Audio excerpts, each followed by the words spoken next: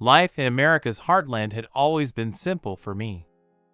I married my high school sweetheart Elizabeth, and together we built a happy life in our little corner of the world. The birth of our baby girl Sophie 3 years into our marriage brought us even closer, bonding us together as a family. My mother-in-law June was a godsend, helping out with Sophie while Liz and I worked.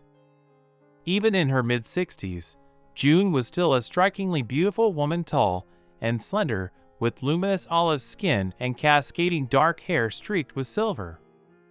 Her eyes were a piercing green that seemed to look right through to my soul. She carried herself with grace and poise that drew the admiration of all who met her. I couldn't help but admire her warmth, vitality, and inner strength. However, I remained devoted to Liz and Sophie. Over the years, June and I grew close, like family. She was always warm and affectionate with me, more so than her reserved nature with others. I felt I could talk to her about anything. She too seemed to confide in me more than her own friends. There was an ease to our relationship that went beyond typical in-law bounds. Then tragedy struck. My beloved Liz was killed in a terrible car accident. My world shattered in an instant. June comforted me day and night in my grief and helped care for Sophie. Her steady presence during this darkest of times meant more than she could know. She would hold me as I cried, reassuring me things would get easier.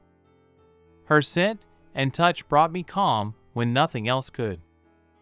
Over the months, I realized my feelings for June had grown deeper than I could have imagined.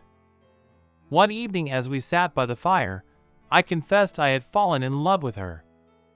To my astonishment, she admitted she harbored feelings for me too, but loyalty to Liz had prevented her from acting on them.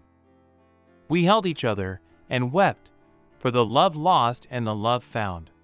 From that moment on, June and I were inseparable. We agreed to be together and create a new family.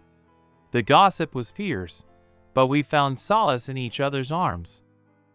My traditionalist mother harshly condemned our relationship, refusing contact with me. I understood her perspective, but could not turn away from this unexpected second chance at love and partnership. Now I find myself torn between the conventions of society and the stirrings of my heart. I do not know if this unconventional path is right or wise.